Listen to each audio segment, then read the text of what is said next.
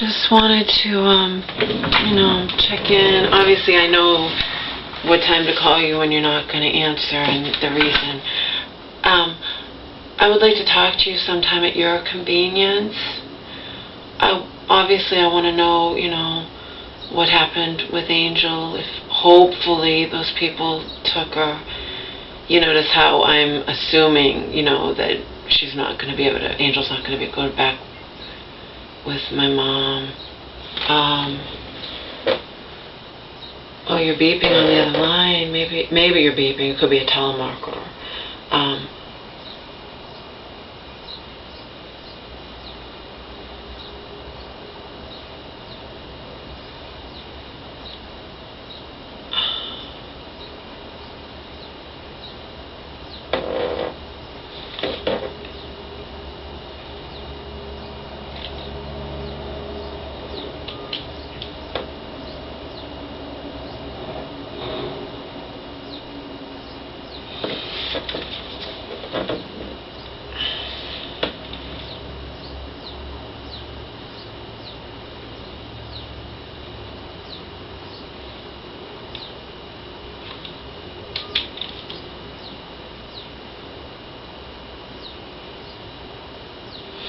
Anyway, obviously I want to know what's going on with Angel.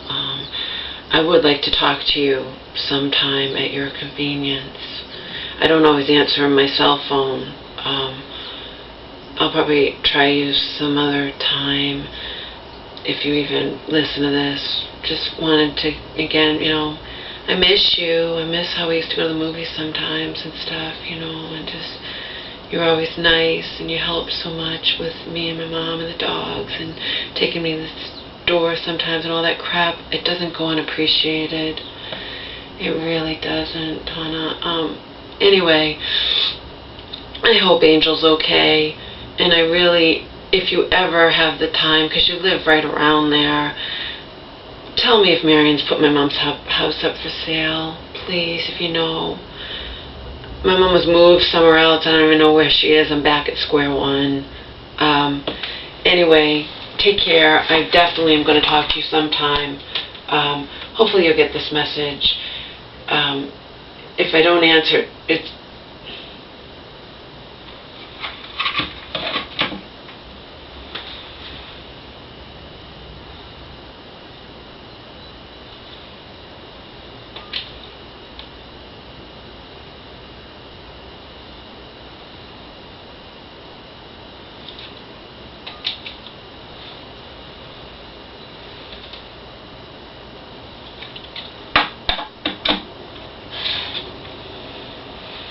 That couldn't have been her beeping.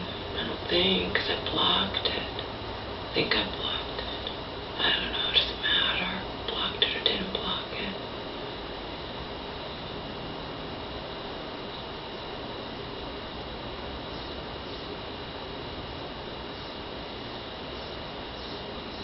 I want to know if my mom's house is up for sale.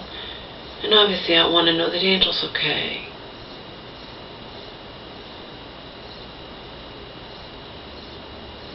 She's the type, dog woman, Donna, whatever. She might, even when it comes to Marion, she wouldn't want to betray Marion. But I don't think Marion couldn't even imagine that I'm even in communication with her. I don't know. I told you, Marion just thinks she negates me. She got her proof finally. I'm sure she fell to her knees rejoicing. She got her proof that I was mentally ill, And of course, she got her proof of that. She didn't like me being thin. I know she wasn't expecting that. How could she be? She sees me and I'm like 70 pounds thinner than I was in 2009. She never expected that in a million years. I know it.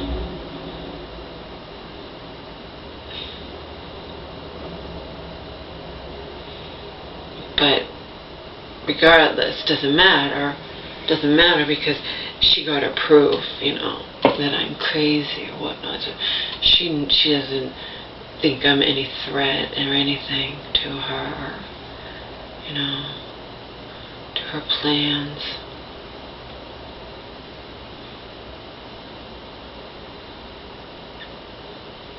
And she's right. But like I said, we have repeatedly said the pen's mightier than the sword. That couldn't have been that dog woman beeping in. It couldn't have been. I blocked the number, I thought. Maybe I didn't. It doesn't matter. She can be trusted. She's not Mary's friend.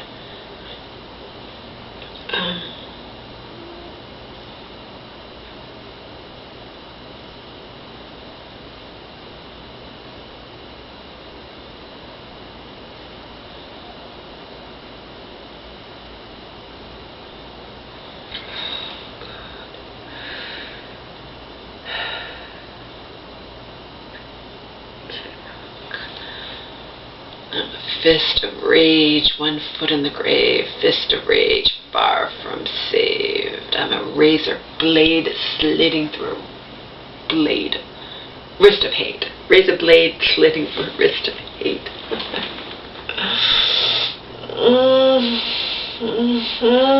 God.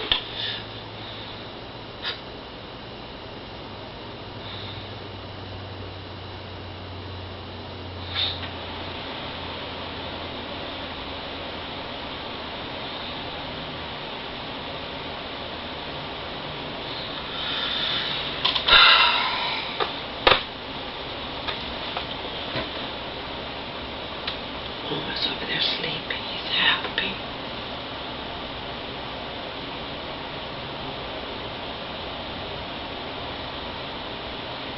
We had just woken up this morning when I wanted to share my morning ritual. It's more or less the same ritual every day, give or take. So nothing was going to happen to him if you're worried, you know. That video went on like 20 minutes and she didn't take Gomer out to eat or to pee. No. You think I jump out of bed when I've just woken up? I lie there for a while and relax, and of course he whines and does just what he did in the video, you know, and it didn't matter if I was recording a video or not. I don't just jump out of bed, neither would you. He's alright, you know. My mom didn't used to just jump out of bed for him to, you know, when you just wake up, you have to wake up, you know. I have to wake up, then I have to search for my glasses and my sock, and I take my fluoride shield, I have to pee, you know. He's alright. You're a good boy, Omar. You haven't been going poo-poo in the house at all. I've been vigilant with it, and we stay out for a long time and walking back and forth in the yard, and up and back and around and around until he goes poo-poo. Especially when he does the poo-poo dance. We know the dance. A lot of times he'll do the dance and then not go, but then you know he's gonna go. So even if we have to stay out there a long time, I have to stay out there a long time, I do it. And when I've had my roommate put him out, I've told him, you know, he has to go to bed. I said, if you take him out for me. And he's like, yeah, it took a while. He's fussy, but he went. That was the days when I visited my mom. I'm gone from early in the morning till night. I'm gone from 8 in the morning till 8, 9, 10 at night, or, you know. Or when I did Lobby Humane Day, you know. Humane Lobby Day, you know. I got this awesome thing. I paid $5. I donated $5. Got it.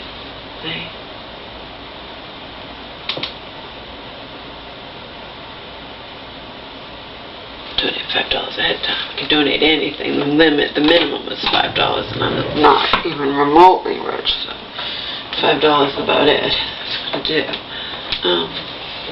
But for the most part, you know, I don't leave here. And I've been training him, you know. Not training him, just you take him out. I take him out enough. Take him out every couple hours, and we don't just do one pee-pee. I have him go like 5 times pee-pee.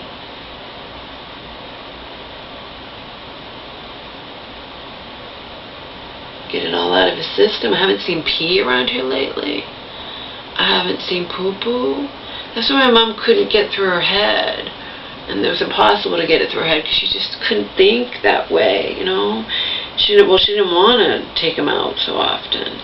And we're talking, remember, I lived in that shelter for 6.5 months. My mom was taking care of Omar and bitching constantly to me like I didn't have enough of my own problems. Mom, come on. You know, living in a shelter and you're bitching to me that Omar goes to the bathroom on the floor. And then when I moved in with her, I found out it's because she doesn't take him out often enough.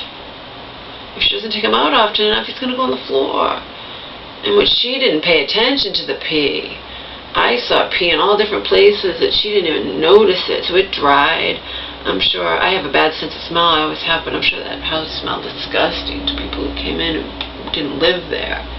My mother's room reeked. I told you that. I almost threw up, and I have a bad sense of smell. When I went in there, when she was gone went with her friends or something, and I decided to go in there with the dogs. There's no way I could sleep in there overnight.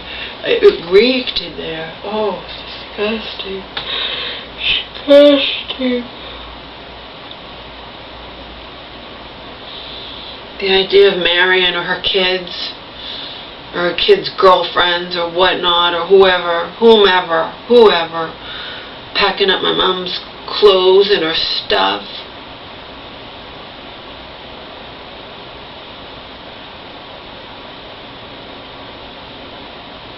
All her personal stuff. And she had this drawer, she says, that's my fantasy drawer. No, don't ever go in there. And I don't think it wasn't, you know, sex fantasy, it was her I know what it was because she said when I lived here now, don't go ever in there, and I didn't. But when I was looking for stuff before, she took a letter back in 2000 when was it? Not in 2000. It was when I was visiting her when I was in the shelter, and she was supposed to give it back to me, and then she said she lost it, and I think she did it intentionally, but it was something she didn't want me to have, but I don't care. It wasn't hers now, it was mine. And even though it was something, technically I had stolen it, but I don't care if I've stolen it. If you promise to give it back to me, if I show it to you, you should give it back to me. You know, it's a new thing now. You've lied to me but she said she couldn't find it. But in any case, this time when I was living there, she said don't ever go in that drawer. I didn't. I didn't go in any of her stuff. Nothing. But before when I was looking for stuff.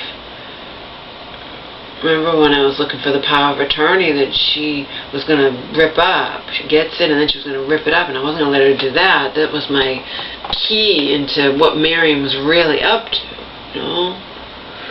That I never imagined I would get my hands on. Why would I? I didn't even know it existed. Anyway, the idea of, and of course my mom has tons of letters from me. Will Marion read them? Who knows? Who knows what she'll do? She's been kind of obsessed with me, you know. Even my mom would say it to you. My mom would even say, yeah, she's jealous of you. I don't know. I don't care. All I know is the idea of that woman and her family and her sons, whatever, anybody, or packing up my mom's stuff, my mom's clothes, all the letters I had sent to my mom over the years, all my mom's personal stuff. At least I got the pictures. It makes me ill. The idea of those people packing up my mom's stuff makes me fucking want to fucking pull my hair out.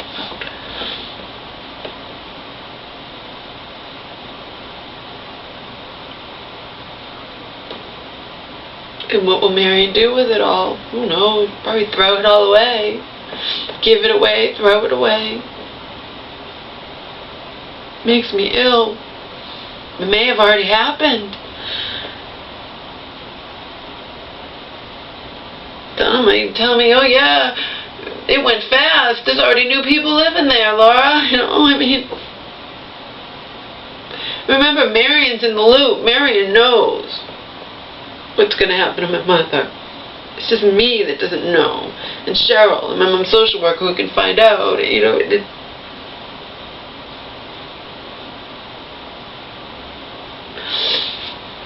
is making me sick.